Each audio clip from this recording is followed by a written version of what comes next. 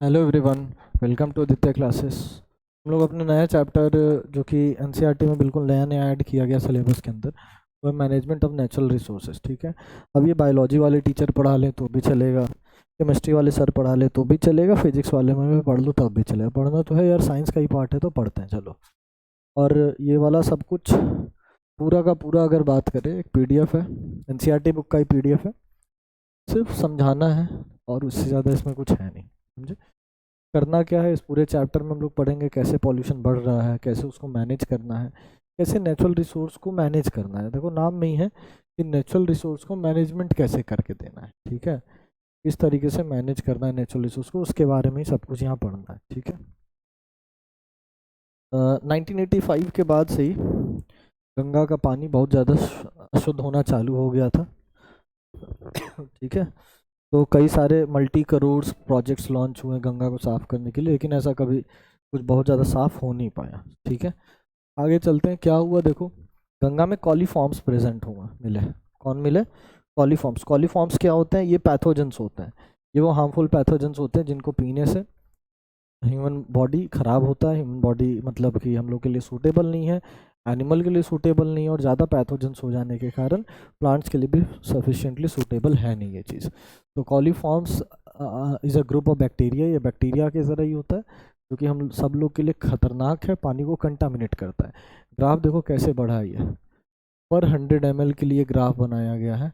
इस तरीके से ग्राफ देखो बढ़ा है, year wise year wise, year by year wise देखो कितना बढ़ते चला गया है। दिख रहा है? हर स्टेट का कॉलीफॉर्म का ग्राफ अलग अलग है। ये है अपना, अगर हम लोग बात करें अलग अलग सिटीज़ का।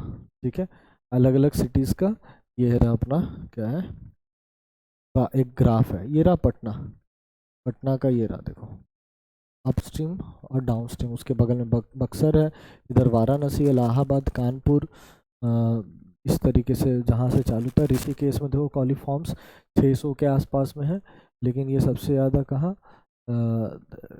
यूपी में एंटर होता है तो देखो 1400 तक टच करता है। अपने बिहार में फिर से कम हो जाता है क्योंकि यहाँ पर इंडस्ट्री उतना ज़्यादा नहीं है, लेकिन यूपी में फिर से वाराणसी के आसपास में कॉलीफॉर्म्स का मात्रा बढ़ता है और आगे जाके फिर बंगाल में बढ़ जाता है। कारण क्या है यार? Industrial waste. जो भी इंडस्ट्री वेस्ट हम लोग डंप कर देते हैं रिवर गंगा में, वो डायरेक्ट क्या हो जाता है, कॉलीफॉर्म्स को डायरेक्टली बढ़ाने में के लिए रिस्पॉन्सिबल होता है। ठीक है, तो इस चैप्टर में यही सब पढ़ने वाले हैं कि क्या क्या चीज़ हम लोग ने सीखा और क्या क्या कर सकते हैं इन्वायरमेंट को प्रोटेक्ट करने के लिए। पहला पॉइंट है रिड्यूस, रिसाइकल और रीयूज। ठीक है, बचपन से पढ़ते आए यार, 3 R's प्रिंसिपल। 3 R's प्रिंसिपल बचपन से पढ़ते आए हैं, नया तो है नहीं, बचपन से ही पढ़ते आए 3 R's प्रिंसिपल। ठीक है, 3 R's प्रिंसिपल क्या? Reduce, recycle, reuse. यानी कि क्या करें हम लोग, कम से कम वेस्ट को प्रोड्यूस करें, जनरेट करें। रिसाइकल का मतलब जो भी चीज़ हम लोग यूज़ करें उसको रिसाइकल कर दें, पेपर हुआ, क्लॉथ हुआ, इन सबको। और रीयूज़ का मतलब जो भी चीज़ यूज़ करें उसको बार बार 1 2 4 बार 10 बार यूज़ करें। ठीक है, लगातार उसको चेंज ना करते चले। तो ये हो गया अपना 3 R's। इससे हम लोग ओवरऑल वेस्ट जनरेशन को कम कर सकते हैं, और अगर वेस्ट जनरेशन कम होगा, वेस्ट डंपिंग कम हो जाएगा, वेस्ट डंपिंग कम होगा, ओवरऑल पॉल्यूशन मेरा क्या हो जाएगा, कम हो जाएगा। ठीक है, why do we need to manage our resource? तो हम लोग को अपना रिसोर्सेज को मैनेज करने का क्यों ज़रूरत पड़ा भाई? उनसे हम लोग चल रहे हैं, सब लोग एक दूसरे पे इंटरडिपेंडेंट है। ये हम लोग एक इन्वायरमेंट, एक सिस्टम में रह रहे हैं। ठीक है, और इस सिस्टम में सबका एग्जिस्ट करना इक्वली इम्पॉर्टेंट है। हम लोग एग्जिस्ट कर रहे हैं तो हमारे साथ हम ऐसा नहीं कह सकते कि हाथी को नहीं रहना चाहिए या शेर को नहीं रहना चाहिए या नदी ख़त्म हो जानी चाहिए, हम लोग वहाँ घर बना के रह लेंगे, ऐसा नहीं हो सकता। सब एक दूसरे के साथ को एग्जिस्ट करके ही रहेंगे, तभी ये पूरा इन्वायरमेंट हम लोग का अच्छा से चलेगा। और जो कि अभी नहीं हो रहा है तो उसका दुष्प्रभाव सब लोग देख रहे हैं। बार बार अर्थक्वेक आना, बार बार फ्लड आना, बिना मौसम के बारिश होना, बारिश के समय सूखाड़ पड़ जाना, ये सारा कारण इसी चीज़ का है कि हम लोग अपने रिसोर्स को अच्छे से मेंटेन नहीं कर रहे, अच्छे से मैनेज करके नहीं चल पा रहे। ठीक है, आई थिंक ये लेक्चर्स क्या, ये सारे लेक्चर जो वीडियोस आएंगे ये बड़े छोटे छोटे वीडियोस आने वाले हैं और ये आपको ख़त्म हो जाएगा जल्दी। Forest and wild life. अब देखो फॉरेस्ट एंड वाइल्ड लाइफ क्या है। फॉरेस्ट एक बहुत बड़ा बायोडाइवर्सिटी का हॉटस्पॉट है, यानी कि एक बहुत बड़ा वैरायटी ऑफ स्पीसीज फॉरेस्ट के अंदर रिलाई करता है, एनिमल रिलाई करता है, प्लांट्स रिलाई करता है फॉरेस्ट के अंदर, ठीक है। तो फॉरेस्ट क्या है, एक बायोडाइवर्सिटी का हॉटस्पॉट्स है।